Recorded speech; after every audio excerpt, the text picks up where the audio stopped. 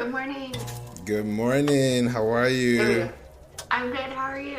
I'm good. It's finally good to see you. I know. Yeah, this is great. Can you hear me okay? I've just got this on. It's a Yeah, you're little. perfect. Okay. Okay. Okay, so we're going in live in three, two, one. Welcome to the Play radio station, Brittany.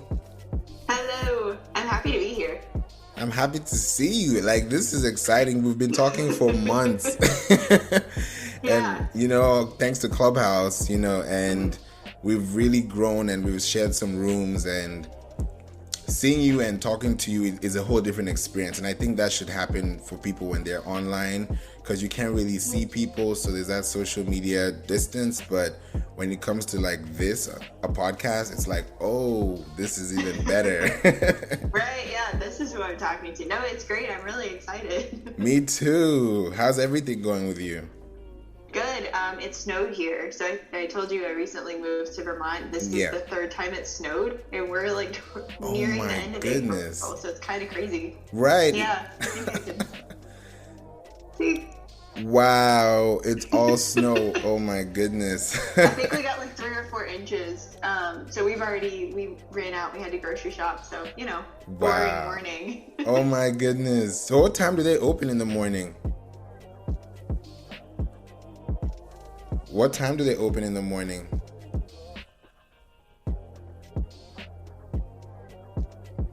Can you hear me? I can hear you. Oh, you were breaking a little bit. Is it not coming through? Okay, we good. Mm-mm. Okay, we good now. We're good. Yeah, can you hear me now? Okay. Yeah. Okay, we're good now.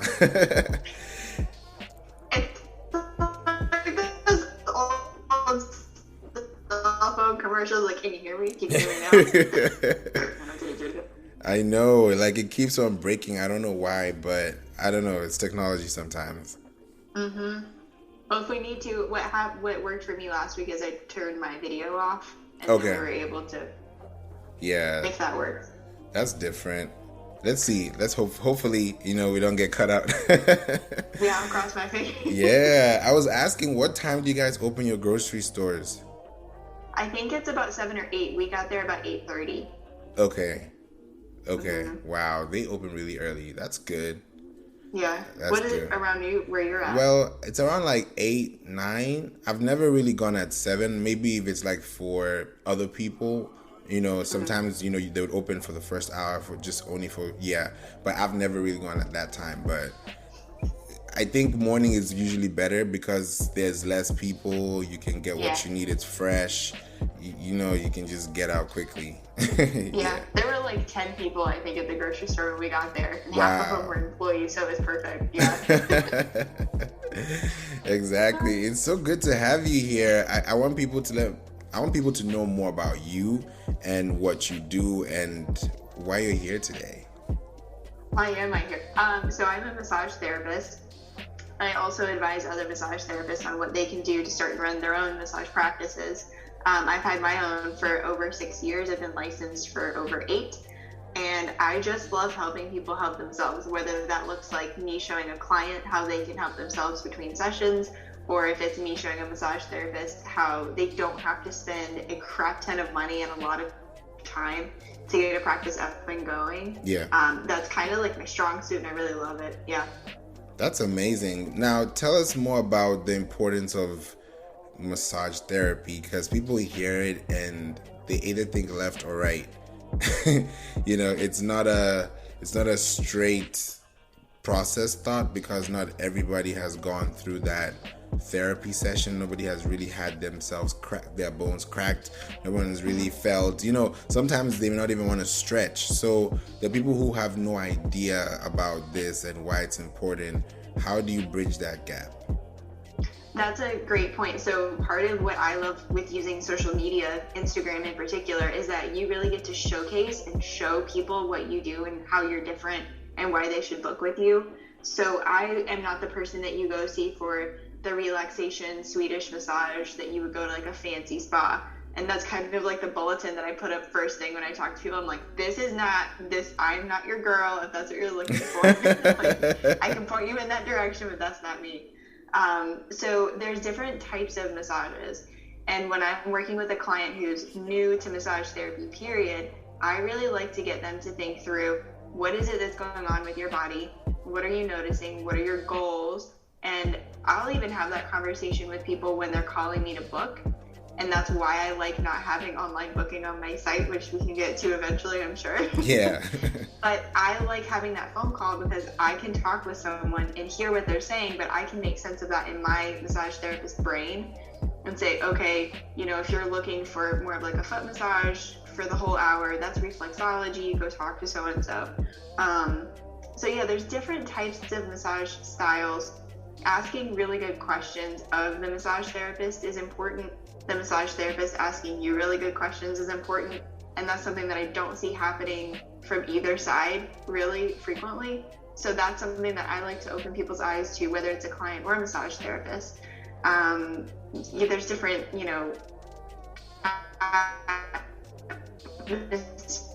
there's like place to place. So yeah, does that kind of cover a little bit of what you're asking about? Just say the last part. I think you broke out just a little bit. The last part of what you said is very important. So could you say that one more time? What was that? It was towards the end because where was I? because you were talking about how both sides do not really express themselves because of that disconnect. Like they don't know how to express that, especially on first appearance or first impression. Yeah. So the client asking really good question, that's something I don't see that happens very often, and that's what I really like to work really for both sides to try to like pull it out of them. So for example, like I had a conversation with a massage therapist before I left North Carolina, and he was like, well, what do you do? What type of work do you do? What does it look like? And I'm like, gave him my spiel. I do focused work. I use myofascial release, massage cups, etc. And, I gave my answer pretty quickly, pretty succinctly. And then, I want to know what he does. I'm like, well, what about you? And I got this very like ethereal, airy-fairy answer. And me as a massage therapist, if I don't understand what you're saying and you're my peer, how in the heck are our clients going to understand what you're saying? So that's the kind of stuff that I'm talking about. Like I like to pull that out of massage therapists. And then for clients, I just like to ask better questions so they can get matched with the therapist that's going to give them what they're looking for, if that makes sense. Yeah, so the questions and answers are very important in the process, even before starting the massage therapy session. Exactly, because if you walk into, you've gone in for massages like we talked about, and if you go into a session or if you're looking to book a session and you aren't matched with the right person, the personality is off, the style of work is off. Here's an example that I hear frequently. My clients will go somewhere else for whatever special occasion, they're out of state, whatever the case may be. They come back to me and they're like, I'm always curious, like, how was it? What did you like about it? Was it good? And half the time they're like, it's kind of like that want answer. And I'm like, well, what happened? And 9 times out of 10, if they're unhappy, it's the massage therapist didn't listen to me. It wasn't the style I was looking for. It didn't meet my expectations. A lot of times it was really the person didn't listen to me. So I don't know if you've seen it, but on Instagram, I'm frequently joking about how my superpower is listening. Especially this last year, I'm like, just use these 2 things and then make sense of it with what's in between them. Exactly. And people don't usually think through that because there's already walls that have been built based on either a lot of practices or experiences or setups, upbringings. There's so many factors. Some people don't know how to swim. Some people don't even like touching water, but you shower. So it's like it's a dichotomy effect. Like you don't really understand the value of swimming after working out, which feels good for me. And I love doing that, but somebody else would not even dive in because they don't want to drown. That's their first problem. Not even, how is this going to help me?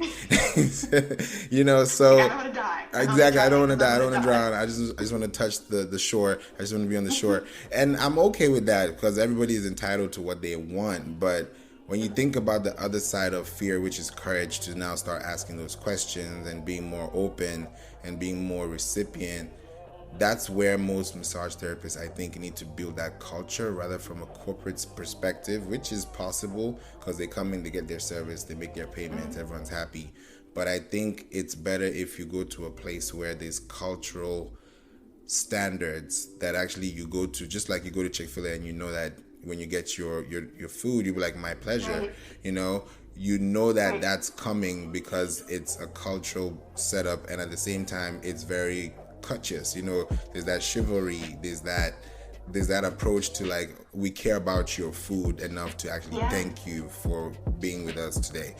So it changes the paradigm shift of, this is not just food, this is actually a service that is providing for both parties to repeat itself again. But massage therapists, you can go once today and go back again next year, or God knows when you're going to go next. so well, if it's COVID, you're going to be waiting like 6 to 9 months. Exactly. Even from home, like the intimacy, people, massaging themselves, just massaging your toes, little things. People don't see those things. So how do they even start realizing that this is important? So I definitely want to touch on the self-care at home and the self-massage. But before we jump too far away, the experience that you're talking about with Chick-fil-A, like, what experience you're walking in for. And I pride myself on that's something that I'm really strong with. So, same thing, like going back to that first initial touch point with clients, when they call me or when they email me, I'm going to walk them through step by step. Here's what the process is going to look like. Here's where we are. It's like that map that you see like in an apartment complex. It's like, here's the dot. Here's where you are. Here's where we're going to go. Like, this is what it's going to look like. Right. Because if you can, talking about the fear and talking about the courage, it's a big thing for someone to come in, book a session, especially if they've never had a massage before. They're trusting you. Like, they're going to remove their clothing. That boundary is coming away most of the time. Yeah. That boundary is coming away. They are, like, completely at your mercy. And that's a power that I really don't like seeing messed with. Whole other train of thought there. Whole other train of thought. No, we have to talk about that, though. Don't pass that train. Like So, with the experience, I really like it when a massage therapist or anyone, chiropractor, acupuncturist, doctor, walk me through it and don't make me ask for that, because people won't ask. So really just laying it out for people. And it's the same thing with like web design and Pinterest. Like, we can lay it all out for people. We can explain it so they're like, okay, cool, I know exactly what I'm walking into. This is how this is going to go. And if they are into it, great, they're going to book, they'll come see you, they'll be so thankful. If it's not a fit for them, they'll know right then and there. So the experience is huge. I love that you touched on that, and that's obviously one of my pet peeves. So I'll get off my soapbox about that, and then we'll hop over to self-care and working on stuff at home. People now in our culture, we are so weirdly out of touch with our bodies. I think it's coming back. I think it's coming back into more of a prominent piece of our community and our lives. But that hasn't been a piece of it at all. People will have migraines. They'll take a pill, it's gone, whatever, I'm done with it. That's it. They don't explore further, like, what's going on, what might that mean. Same thing with pain for, coming in for a massage. People don't often even think about how that might be helpful for them. If you're dealing with lower back pain, if you're having foot cramps, if you're not sleeping, if you're having depression, there's a myriad of things that massage therapy can help with. You're kind of breaking up. Am I going out of audio? No, you're perfect. Okay. I'm like, what? I mean, not get too far down the rabbit hole. No, that was perfect. So yeah, just like people not knowing. But is that kind of what you were talking about with, just like you were talking about massaging your own feet? Just for me, that's one thing that comes to mind, is that people just don't know how to drop in. They don't know what that means, or what those sensations or messages that their body is telling them. They're, one, not able to make sense of it, or two, not even hearing it in the first place. Exactly. And that's the hearing part that people don't really get to experience, because if you're being told my lower back hurts or my shoulder is a little, dipped, or I can't move, something, and that person doesn't know, and that person touches that area, it kind of would have more of a pain effect that will now make you not trust them even less than you actually gave them that little window in the beginning. So those questions are not asked. Sometimes people are just introverts, they're just shy, they just don't want to talk. So, and with the power differential too, like we touch on that in school all the time. Like, we are the massage therapists in the room, they're the ones that have the power, they're the ones that have the know-how, and you're the vulnerable, exposed person on the massage table. So it's a big deal, and they talk about it in school. And then the flip side of that is you either get a client that's like, oh, it's fine, everything's cool, it's all right, I actually made my Instagram reel for today is about this. It's completely about like the client not speaking up. Which I really try to encourage that even before the person's on the table. I make jokes, like I try to bring the walls down pretty quickly, because I'm like, I need you to trust me, I need you to talk to me. I can pick up on stuff, but there's things that are going to happen in your body that I'm not going to know, that I need you to express to me. Correct. So you either get the people that don't communicate because of one reason or another, or you get the people that come in and they try to take control of the situation, and they try to be the ones in the power seat, and oftentimes in the not good power seat doing not great things to the therapist. Right. So it's like this really weird, whole span of things that can happen. Exactly. And I think the best way to really focus it on is the wellness of you doing this. Just like you go get a good haircut, you go to the salon, you go get yourself some made up, outfits, things that are really good, that make you feel good outside. I think also feeling good inside is also important, like how you eat.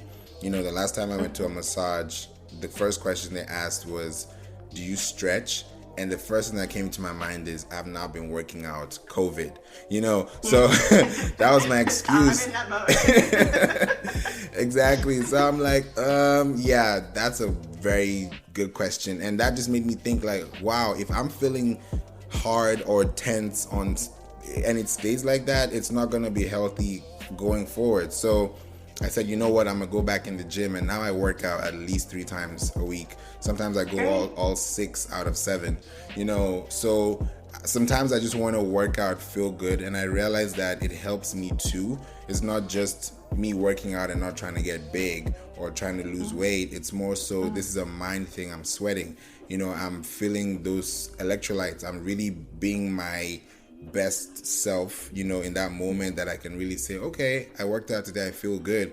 You take a nice cold shower, or you just have a relaxed, jacuzzi, whatever you want to do with sauna, I need to work out like you're working out. I can go back on this thing. Just let's jump out. So I definitely think that it's just based on what you want to do and how you want to do it. You can start at home, you can do whatever you want to do, but I think intentionally, if you want to feel better, you're going to know how to get these things done. And I love Pinterest too, because I've been ringing up Pinterest in everybody, from the email list to the podcast. People are like, where do you pick up Pinterest from? You've not been talking about it ever. And I'm like, not because I haven't been talking about it, but you guys have not been listening, Oh, yeah. Exactly. That's a big one. It's huge. And I mean, even with Clubhouse and finding you on there and a couple other people, I'm learning so much about Pinterest. I'm like, I thought I was doing Pinterest, and I was honestly doing Pinterest a disservice. So now I'm like, okay, what do I need to do to make it work? Right. Because I think when you think about Pinterest as your source of information, it changes your Google search experience. That's what it does for me. And Google search experience is highly based on what you know and what you don't know. There's a split difference. So if you really want to take the time to enjoy yourself on social media, know what you're searching for, because you could find anything you're looking for, really. So don't go down the rabbit hole of trying to figure out what you're trying to look for when it was on the first layer, and you can now branch out to other things that could support that. So sometimes not everything is good, but at the same time, you have to know how to moderate them and why they're happening at the same time. So for you, because it's a good thing you mentioned, creating that self-care experience, what would you say is the massage therapy culture around Pinterest and user content user experience. Let me put it that way. I'm not seeing a whole lot. Now that I'm actually going in with a plan and a strategy and understanding how the platform works, I'm not really finding a lot. So, I was coming up with, I backtracked and I thought of like my ideal client. What do I want to be known for? What do I really want to put out there and share? So I was coming up with different board names, coming up with the keywords, stuff that you're familiar with that I'm still like a baby at.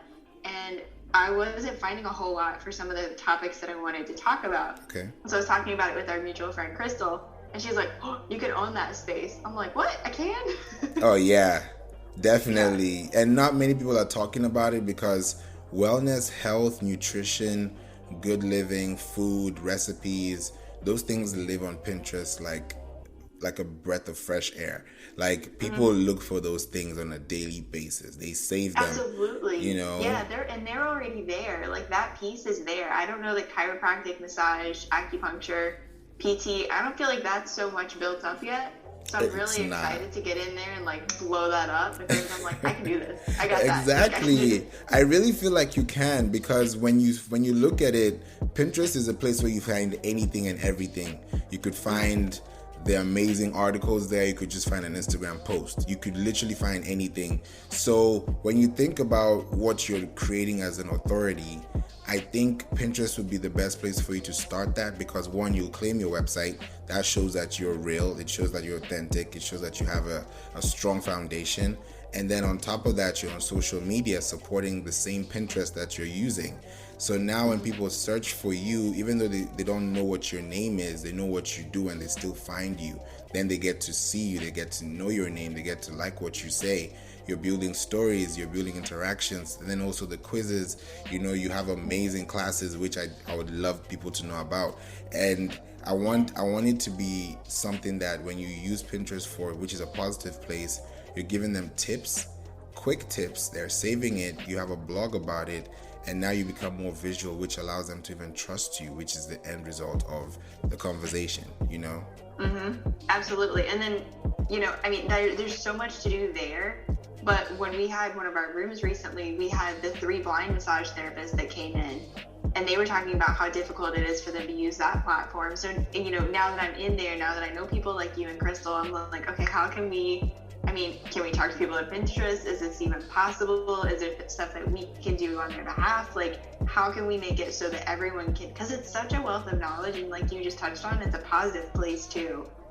That's one of my favorite social platforms, just because of, it's like, here, let me share things with you. Let me give things to you. Let me put a smile on your face. Because it's silly stuff, informative stuff.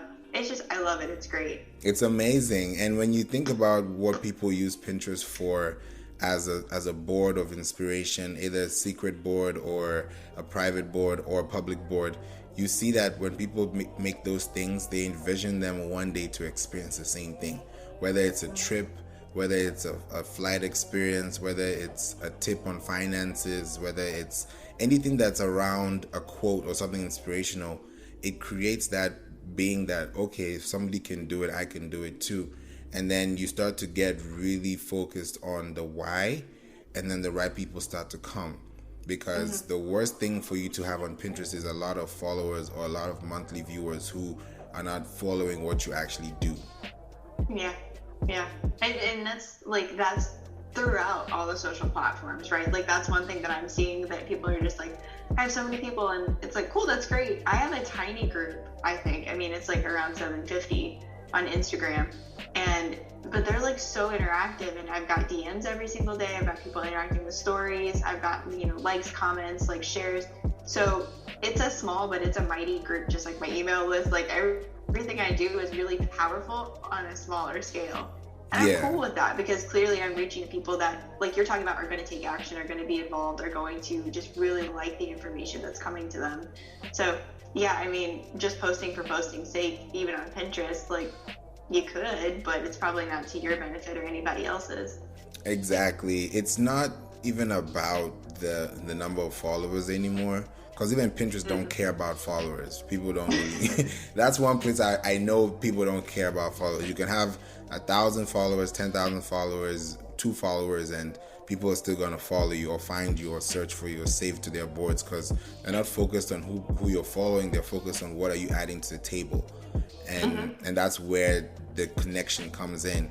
Now I'm able to even make comments. You're supposed to participate. I make comments on people's posts, and I see them actually respond with their own comment. Then other people like it. I'm like, wow, this is really cool. You're actually adding value. You're not telling me, hey, check out my page. No one wants to hear that. We all know that's clickbait. This is 2021. Right. That's played out. We're like, no, we're done with that. Exactly. Yeah, we're good. So it's more now, what are your 2 cents and what are you actually saying? Because there was a story pin. It's still gonna, and it's new, so I think it's still gonna make some waves in someone's account. And she was saying, these are the reasons why you're poor. That was the first thing on the screen. Perfect. That thing, I gotta go find that. You know what I'm saying? And it's so funny because I realized that, and people have been saying this around Clubhouse, and I actually realized that too recently, that when you actually tell people what they are, what they think they are, because they may not be that, but when you tell them what they think they are, they're going to be more curious to now open it or find out why they're not that. And that's good. I'm writing that down because that's going to for sure leave my head. No, that's great. It is, because I even did it on my email list recently. I said that I actually posted this one time. I think I posted like a week before. Then I resent it to the unopened messages, the people who I didn't open the email the first time. And I changed the subject title and I said, do not open this email if you don't have a business or website. Guess how many people opened it? How many? The last time I checked, it was like 20 people. I was like, what? You guys, because it played a big thing in my mind. That's why when people say don't open this and you open this, it's just to tell. It's like a reverse psychology kind of thing, and it does work. Like with the kid in the cookie jar. Exactly. Don't go in there. Don't go in there. Like staring at it. That's brilliant. Why haven't I thought of that? It's like a plot twist in a plot twist. And that's what caught my attention. And the person was like, the reasons why you're poor is because you're buying so much Chick-fil-A. That's literally, yeah, that's me. That's what she said. And then I commented and I was like, true, but that Chick-fil-A still slaps though. Like, you're still gonna see my car going through the drive-thru. Exactly. And people are commenting on it, people are liking it, and I like Pinterest because there are 2 sections where you can actually like. There's a like section, and then towards the right there's something that says helpful. So it's like a review or an Amazon kind of vibe. Like, if you see, like, let's say I talk about something and someone comments, and then that comment is like adding value to the post, and someone taps on the helpful, and I tap on it, that makes it too helpful. That means that video is even more important, and that pushes the algorithm up. Oh, that's great. Is that kind of in the section where they can say if they've tried it or not? Like, no, that's right in the comment section of the pin. Oh, so you can almost like rate the comment then. You can, exactly. It's like rating a comment. There you go. Oh, I gotta go find that. Mm-hmm. That's exciting. I wish you could do that on other stuff too. Like, no, make this disappear. Exactly, like swipe. Yeah. So it's very true, and I think if you also use that technique with your career, with your industry, and you tell this is why you can't sleep good at night. They'll be like, oh yeah, it's true, my back hurts, and then you give them that resolution. Now, when you think about doing that from a business marketing perspective and doing it creatively, how do you think that's going to incorporate into what you're already doing? I mean, I'm someone who's like not afraid to try stuff. I'll do it. I might panic on the inside or like panic within my house and like not show it. I might move to a whole other state and not know anybody and be like, oh crap, what did I just do? But I love learning stuff like that from people who know what they're talking about, because I feel like you guys do what I do. You just like see what comes through. You're like, oh, that's a smart idea. Oh, that's working. Oh, that's not working so much. And then you just tell other people about it. And that's one of the things I love about Clubhouse, really, is finding people like you who are so willing to share and just like teach people. And then that only does good things for you. and for your business, because you're building that rapport with people, you're sharing, you're being helpful. So yeah, I think if I were to try some of those titles, I do feel like it would get people to open stuff up, because just like you said, that reverse psychology, that switch, and it would be like, oh yeah. I'm definitely trying that. Exactly. And the best thing about emails or just social media is that people think it's such a hard thing. Social media I think is only 10, 15 years old. That's a teenager. So, but we're treating. I think 2011, 2012 was when stuff really picked up, and I was doing some research recently, and I was seeing when all of these social platforms were like born. I was like, oh wow, it hasn't been out for that long. Exactly, but we're treating these things like they're old, psyche, crazy, nymphomaniacs. Like, it's so simple, and people say, oh, it's the algorithm. I'm like, algorithm sounds like algebra. It sounds like something you don't want to think about, but it's existing. you know, but it's really you. It's really the content you put out. You can get 500 likes in one post and get 2 in another, and it's the same account. You're asking yourself why. It's because what you posted resonated and some don't. So if you realize what that disconnect is, it can make it helpful. Sometimes people just want to see your face, and then when they swipe across maybe 2 or 3 slides, the good thing with the carousel images is that your picture will show up again with the second or third image that you actually wanted to tell them. So when you're thinking about posting, it's not about what people are going to see, it's how they're going to experience that post as long as it's around for that period of time that it's actually hitting. Right. Yeah, and that's more for like Instagram, right, with the carousel. And yeah, no, that's amazing, because I heard that if you have a carousel of images, it shows the person once. If they don't interact with it, it shows them again. If they don't interact, it shows them the next one. So it's really cool, because it's almost like, I've noticed that Netflix and Hulu, and those, especially Netflix, they'll post one image of a video or of a show, and then 2 months, 3 months later, it's got a different image, and I'm always like, oh, what's that? And I'm like, oh, I already looked at that and decided I wasn't gonna watch that. But that was really smart, so I'm paying attention. That's a good one. Because they do. Have you noticed that? The images? They just make it, and it's the same concept. Put the same ad out, change the copy, or just change the headline, and it changes the experience completely. And it's also about like A/B testing. That's what most people usually do, with campaigns. And when you think about the digital marketing workflow system, you realize that, like you said, on Pinterest, Instagram, TikTok, these things work differently for different people.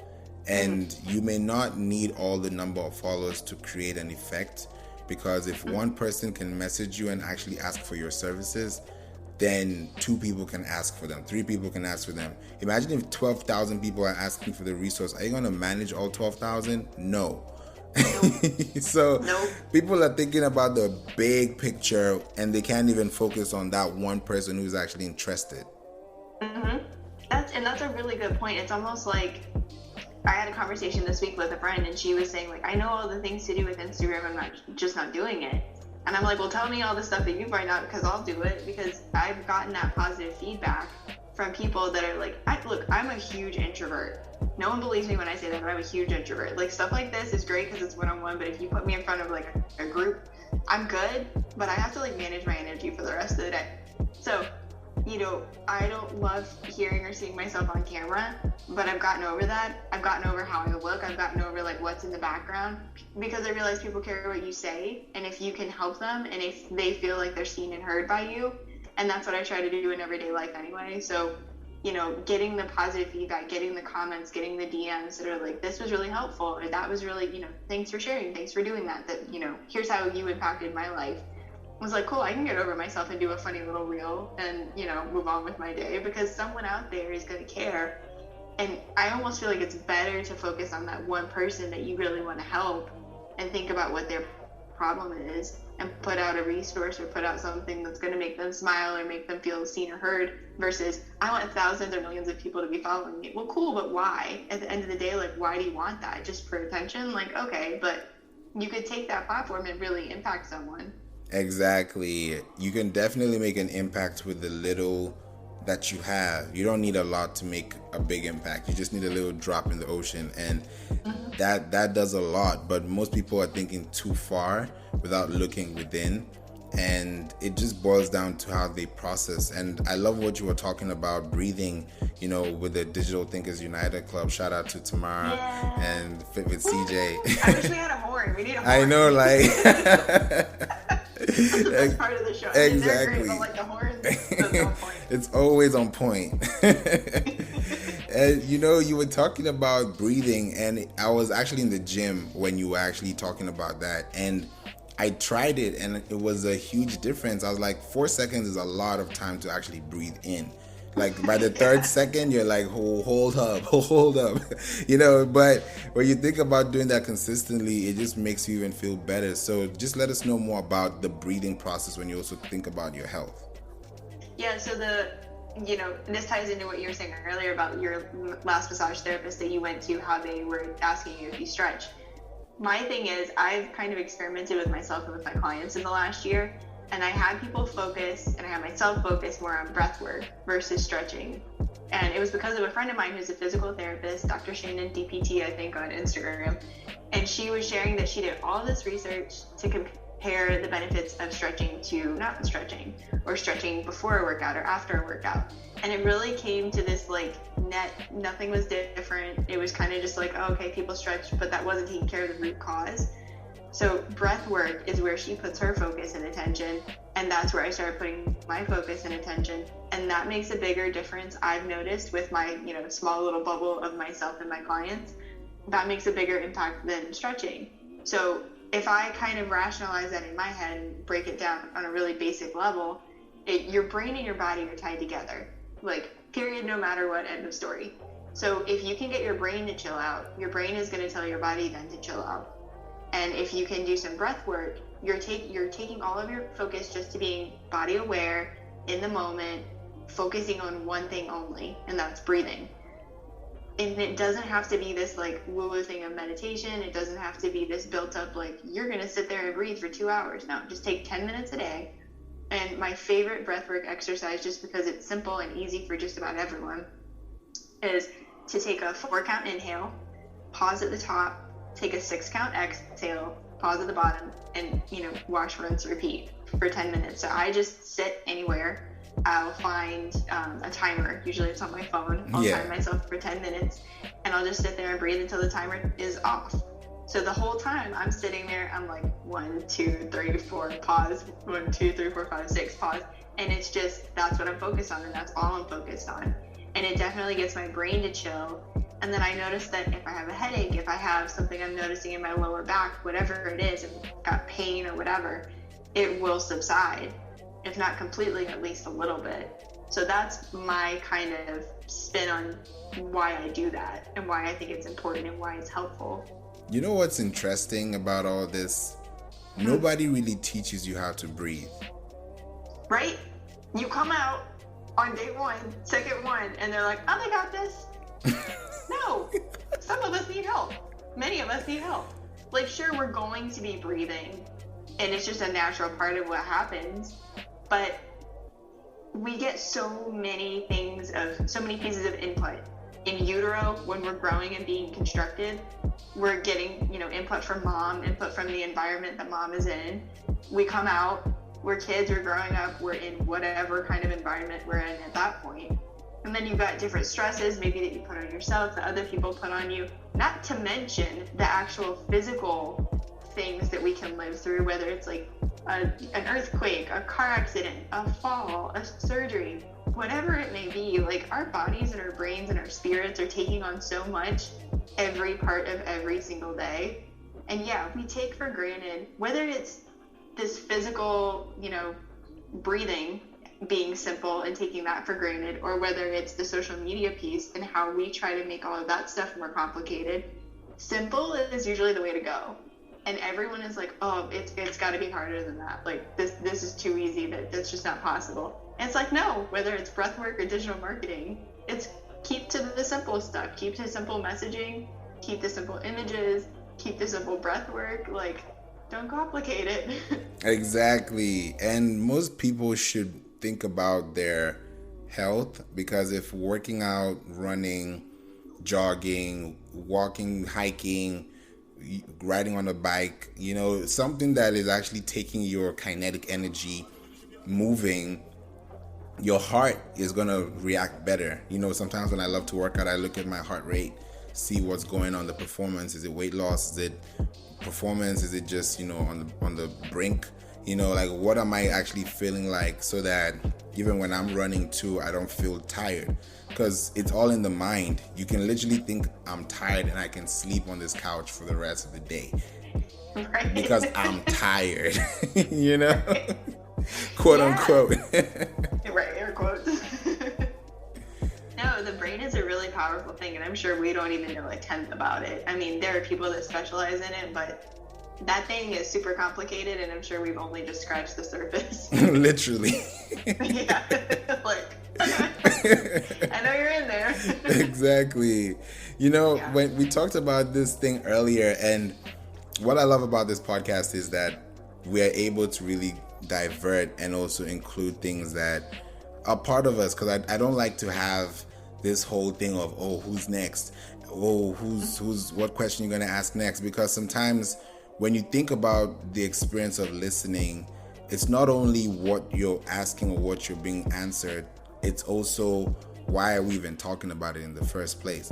And we talked earlier about, how people massage, they don't think there are different levels of massages. So when you think about the ones that people actually want to go for, because some people just like to try some stuff, so how do they get to know the differences and make sure they make the right decisions? Because some people may get surprised, they may have a happy ending, they may not, so now they may want to, they may not want to, but couples massage, whatever it is, how does that play in the role of really choosing the right place to go and also being comfortable with that space when it's happening? Yeah. My number one piece of advice is to ask around for a referral from someone that you trust. And that's how most massage therapists get their practices built up. They work on someone, maybe it's a coworker, maybe it's a daughter, maybe it's a husband that's like, oh, I should go have that done. Like, who was it that you went to? So that way you're already vetting the person through like level one. Maybe the person that you're asking wanted something different than what you wanted. Maybe they wanted more of the chill, relaxing Swedish massage, and you want someone to get in and do a little more specific work like trigger point therapy. The nice thing is as I'm throwing out these words, people can Google them. People can go and see online, what is it that she's actually talking about. You can do that from someone's website too. Maybe they list, like, I do these 4 different kinds of massages, 4 different kinds of modalities, but they don't explain what it is. You can highlight it, Google it, you can ask friends, you can ask, maybe you're seeing a chiropractor or a physical therapist. So that's kind of round 1. Ask your people and try to get a referral from them, someone that they already trust, someone that you trust, and who that person trusts. 2 would be to search online and kind of educate yourself a little bit more. I'm also the kind of person that will even go drive past the place and see if I feel good about, because we were talking about this in one of the rooms that we had. We're like gut intuition kind of people. Yeah. So I will like absolutely go drive by a place and be like, do I get a good feeling? Yes, no, and then I'll base my decision from there. Mm-hmm. If you're able to, that's huge. But so asking people, searching online, and then even from there, or maybe at the beginning, you can kind of put this in wherever, being aware of what it is that your body's telling you. And that's something that takes a little bit to hone. It's a skill that you have to improve on and work on. But if you're like, I have a headache, I know I have a headache, or so-and-so told me I have carpal tunnel syndrome, maybe I can find someone that can help with wrists, hands, arms. So understanding what's going on with you, asking people, and then looking online. Those are usually my 3. And then if you want to do a drive-by, you can do a drive-by. Exactly. That's a good one, because that way they're able to, be more intentional. They're able to be more helpful with their process, and that also gives them confidence, because you want to go back. You definitely want to go back, but you don't want to go back to the wrong place either. Right. You don't even want to go to the wrong place in the first time. If you can avoid it, do by all means. Exactly.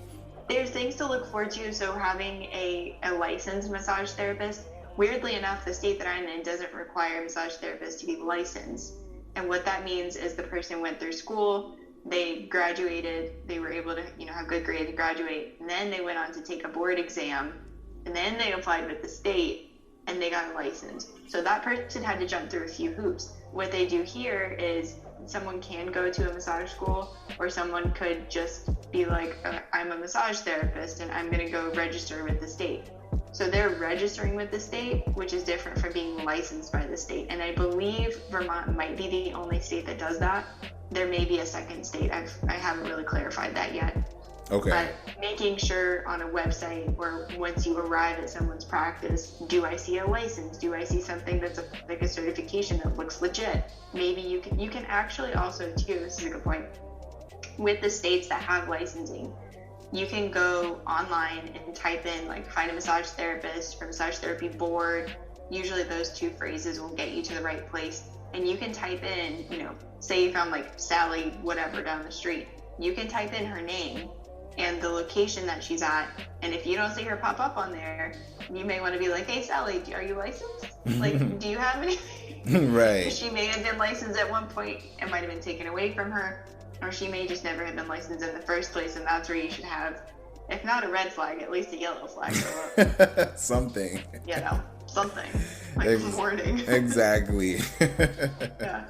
Wow, that's amazing. I love the fact that all these things tie back together and it all boils down to your website. And all comes back. It all comes back. And that's just the beauty of every business, because in the world we live in, we may not know everything, but the things that you tell us on your website is what we expect when we have a conversation with you, and people don't really see that. That's kind of like your resume in some way, but people don't really take it that way. They just paste anything and then expect people to react the way they expect them to, and it's like, you didn't tell us. Right. You didn't like prime anyone for that. One of the things I like to emphasize too is, and I'm sure you know way more about this than I do, but just having your website be that first touch point of someone getting to understand you. And for massage therapists, a lot of times we like to put all of our credentials, like I went to these schools and I have these certifications and I took continuing education in this, and that's cool. But at the end of the day, the client just wants to know, can you help me? And are you, is this legal? Like, are you licensed? Am I going to a legit up and up place? Yeah. So getting those two things across, and your personality, showing your face, having some of the wording that's about you, having maybe a few testimonials sprinkled in, like that's all good. But yeah, there's a lot of websites that I've seen out there that I'm like, we can improve this, guys. But I don't even think the knowledge to know that these things are important are even in question, because people think, oh, a website, I'll just go to GoDaddy, I'll just go to and I'm like, yeah, go there, that's no one's stopping you. But when you get to that crossroad where you're like, damn, I wish I learned this earlier, you would have saved a lot of time. And not only time, when you get indexed by Google, you start to have a better authority because people are able to trust your website because it's secure. And people don't see that. I would never put a credit card on a section that says not secure or that doesn't have a padlock on it, because people don't see those things. They just think, oh, padlock, yay, it's locked. You don't really, you don't know what is going on. So with massage therapy too, is this something that they're aware of when it comes to the practice? Because you mentioned, you have to be licensed. You need to be very much in this space to actually experience the full service and also give that service back. But to be found, they don't tell you need Google My Business. They don't tell you need a clear indication on your website. You need to have a clear keyword. You need to have a search engine that's referring people that's near me, in quote, back to you. But do they see that? Do they see the importance of those things at all? Massage therapist? Is that who you're... I don't know. It's kind of a mixed bag. The websites I've seen that are good are really good. And I like my website, and I feel like I've had other professionals come in and help me. Okay. Excuse me. But I don't know that all massage therapists understand that. And so it's kind of like a mixed bag. It's like 50-50. This actually is giving me a really good good blog post idea that I can then go post on Pinterest, because I talk about it on social media, about showing your face, about things like securing your website. But I mean, there's things I don't know, there's things I'm learning, and I'm always learning about websites, and things are always evolving too. So just keeping people like you close by, it's like, all right, what else do I need to know? So, I mean, website design is one of the things that massage therapists in general, we're kind of tight with our pocketbooks, and we only really want to pay for stuff if it will further our skill set, our business, things like that. And I think web design is one of the things that's a little bit overlooked as far as things that we think we might need to pay for. But what massage therapists need to, tap into, maybe if you're not able to pay for it, maybe you can find someone who can do a good job that'll trade with you. Yeah. And I've seen too many people do trades with people that don't follow through. Like, I'm supposed to be on the website right now, and I'm not listed on that website because someone is trading for that service. Wow. So it's like, yeah, it can kind of be maybe not the best option, and maybe you should just pay for it straight up.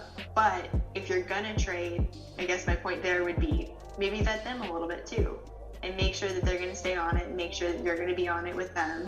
Yeah. Make sure they're explaining stuff to you, because that's what I did with my website. I did a partial trade for mine, meaning I paid some and I gave a massage for the other part of what was due. And he was great. He kept me like in the loop every step of the way. I knew what I wanted to say. I knew what I wanted it to look like, but I just didn't know how to make it happen. So I'm like, take everything from here. I'll put it on paper. You make it happen online. Exactly. And he walked me through every step of the way. So that way I was learning, because I wanted to know what to do if you weren't in the picture, and he's not. And I was able to completely update my website. I was able to move. My boyfriend learned some stuff about SEO last year, since we had a little free time. I like that. Yeah, but keeping professionals close, whether you pay or trade or partially trade, like, it's huge. And I think it is overlooked for the most part, and I wish it weren't. And that's one of the things that I'm like, show your face, do this, here's a couple easy things, and it doesn't have to be hard. Again, like, keeping it simple. Exactly. People think too hard about a funnel, and yet it's just an email. I mean, it's like, give them something so they want to sign up, and then keep talking to them, stay consistent. Exactly. Even if it's a short little, like, hey, I've got a busy week, but I wanted to say hi. Boom, there you go. Exactly. Sometimes I do that with my email list, and I'm like, I'm not selling you anything. I just wanted to say hey. And I did that, I think, towards the end of last year, because last year was rough for everybody. And some people responded, and they were like, I was just about to unsubscribe, but I saw it was you, and I was like, so thankful to know that you still care. And I was like, huh? It's like you get slapped and you're told sorry right after that. So I'm like, what? Why would you say that? But that's why I like emails, because you don't know what to expect. You just give them what you feel, and they give back what they felt, and that's what makes the conversation keep standing, Absolutely, yeah. And I think, to your point, the ones that are more personal are more just like, hey, I'm sharing a thing, or here I found this, or here's what's going on with me, what's going on with you. That's the gold part. You being a human and trying to connect with other humans, and like having that happen in return, and every once in a while you sell. And that seems to be like the best strategy to go with. Just be a person. Just write like you're writing to a friend. Say hi. You don't have to say, here's my package for the month, here's my special for the month, here's like the oil of the month. Just be like, hey, what's going on? Exactly. And I learned this thing from Neil Patel too, before we close. And he said that you need to ask you need to give 9 times and ask once. You need to give 9 times and ask once. And think about that in emails. Think about that in posts. If I want to give you 9 different posts about why Pinterest is important or why massage therapy is needed, by the time I'm asking you for something, you would feel like, damn, what else is out there? Right. You're like, oh, okay, I guess I need that. Yeah. Exactly. And I think that's the beauty of social media, because you don't think of everybody as a client, and once you start doing that, you become like a prey. You become like, like that scar. you become something that people are like, I don't want to work with you. I don't know you. I just don't like your vibes. And Clubhouse is perfect, because you can literally tell someone's energy as soon as they speak. It's a weird feeling, but it happens every time. And I'm like, ooh. Okay. And you hit that little like piece of leave quietly. Leave quietly. Exit stage right. Exactly. So yeah, Brittany, you have been amazing today. I just love the talk. I know we haven't touched on your classes, and I want people to know exactly what they can do, how they can get in, and how they can contact you. Yeah, sure. Thanks for giving me that opportunity. This has been so much fun. I just love talking with you. I feel like I could just talk to you all day long. So the classes I teach, I haven't figured out if I want to call it foam rolling class or self-massage class, but you bring your foam roller, lacrosse ball, or tennis ball. It's virtual. And I have 2 classes a week. So we do Tuesdays. This is all Eastern Standard Time. So we do Tuesdays noon to 12 to 12:30, trying to pop that in when people have a lunch break or a break between meetings or something. That one's $10. And then we've got Sunday 4 to 4:45 p.m. Again, Eastern Standard Time. That one's $15. I have it listed on my website, which is BrittanyHerzberg.com, and I'm sure we'll put that in the show notes with my fun, complicated name. And then Instagram, I am the letter B.here_, so B.HERE_. And there's a link in my bio that has the class sign up. Awesome. Wow. You're amazing. Yeah. The classes that you're teaching, you're welcome. You have that wealth of knowledge that I think people should definitely pay attention to, and if they get in contact with you, they should definitely ask all the right questions so that you can give them all the right answers. Yeah, it's great, and it's really casual, so people get to ask everything throughout the class. I come in prepared with a plan, but I'm always willing to pivot if someone has a question. That's good. Good. Well, thank you so much for being here, and I look forward to connecting with you on Clubhouse. Sounds great. Thanks. You're welcome.